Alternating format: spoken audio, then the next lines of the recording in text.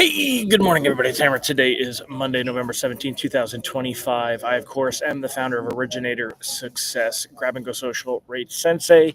Thank you for joining me. Remember, you can join me live each and every weekday morning, 9:30 a.m. Eastern Time. However, I'm pre-recording this in Charlotte Airport because I'm going to be up on the plane and not able to broadcast while I am up there. So this one is pre-recorded. It's about 8 o'clock right now.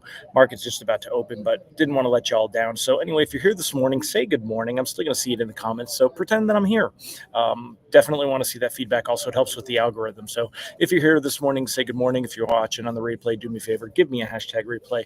Let me know that you were here. Remember that you can go ahead and get notified that I'm going live by signing up at our reminder at hmmr.io/reminder, or use this cool QR code over here.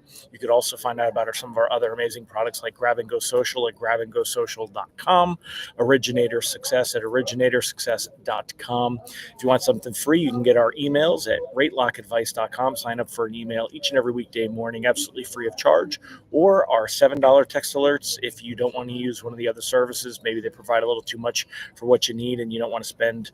They've gotten quite pricey. So anyway, $7 a month, ratetextalerts.com. So with that out of the way, I'm going to jump in and let you know what we've got going on this morning. And let's see. All right. So here is, we'll start with a quick recap. Let me get over away from the speaker. I'll try to get in the corner here and see if that helps. So anyway, let's go ahead. So quick recap, what happened. Let me share a screen with you. Bonds lost a little bit of ground through the day on Friday. It wasn't a great day. I didn't think it was going to be. I warned you that I felt that a lot of the improvement that we saw on Friday was because of the way that stocks are trading. Stocks were losing ground, and we saw some flight to safety in mortgage bonds on Friday. How come it's not showing me the 2-day? Oh, it is barely right there. All right. So let me get Presentify up. Hold on a minute. I'm holding the computer, so it takes me an extra second here. And I put myself in an echo chamber. Hopefully you guys are hearing me okay.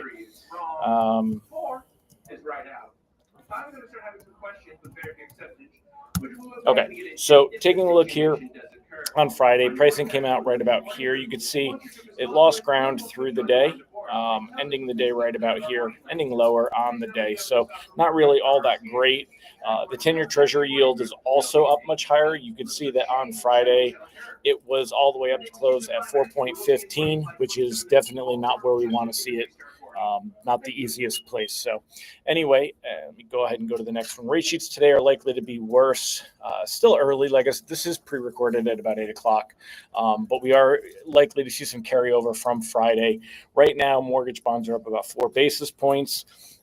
Which wouldn't really improve rate sheets all that much, but it could level them off a little bit. Using Mortgage News Daily, you can see we've kind of worked our way. They're creeping higher with 629, 634, and then this morning should probably be around 638. So not huge, but we are likely to go and continue in that direction.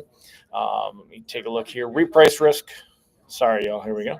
Reprice risk on the day is low. We shouldn't see any big sell-offs or volatile moves. I don't think we have to really worry much about that. But the rate outlook, kind of where we're at, I think rates are likely to kind of hold steady or maybe creep higher this week. We're likely to get the jobs data on Thursday. They say that the jobs data is going to be sent out on Thursday. I'll show you. There is a headline in CNBC.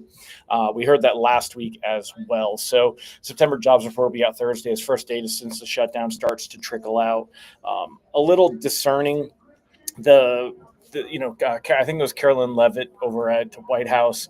They're saying that we may not even get October data, CPI data, or jobs data. So that's a very real possibility that we got to be ready for. We may not even see that. So I don't know how that's going to affect markets if they're going to put more, remember, this is September data, the report we're going to get here. So it's 2 months old. But it might be all of the information that we actually have to work with heading into the Fed meeting. So markets may kind of anticipate that the Fed is going to use this information and how they're going to react to it. So it's kind of, rather than just checkers of getting the data, it's the chess. How are markets going to react to it? Don't have to worry too much about things getting ugly, but I don't think it's going to be great. Now, remember, I've been warning you, when we look at Fed futures, if we see that column of the idea that we're going to see a December rate cut, if that starts to drop, we're going to see rates creep higher. We are seeing that drop. Let me go ahead and share my screen again, show you the Fed futures. Remember, you can see this over at the FedWatch tool with CME, but it's down now to about 45%. And, last week that was up at about 65%. So when you take a look here, I mean, look at this. We saw a month ago, it was almost a lock that we were going to have that. A week ago, it was about 65%. And then Friday and today it's kind of gone down and staying down. So we want to continue to watch that. That could be a big deal, something that we want to pay attention to. It may be something that kind of hurts us a bit. So keep that in mind. But anyway, I hope this helps y'all. As far as rates go, the lock advice remains very much the way that it has been. I would be locking anything closing near term. I just wouldn't be floating it. There's very little chance that we're going to see improvement. Anything closing, I mean, that basically puts you through November. Especially with the holidays, sometimes you see bonds improve a little bit because you see not a flight to safety, but you see money parked in bonds over the holiday, but rate sheets generally are conservative around that time anyway.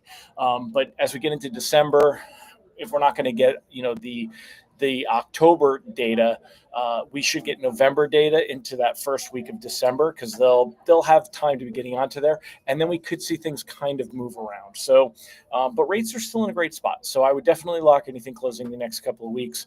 I'd lean towards protecting things closing in the next month, but if they want to gamble, we could see some improvement depending on where things go. Stuff that's longer term, I don't think we have to worry about. I think even if we see rates worsen, they'll have a good shot at improving again. So there's not a lot you got to worry about with that. So anyway, again, make sure you say your comments. Let me know that you were here live. Say good morning, put your thoughts down, and let me know if you like this pre-recorded format because I could do this again. So let me know what you guys think about this, and I'll catch you later. Take care, everybody. Bye-bye. Be sure to stand by awaiting a seat assignment at American Airlines.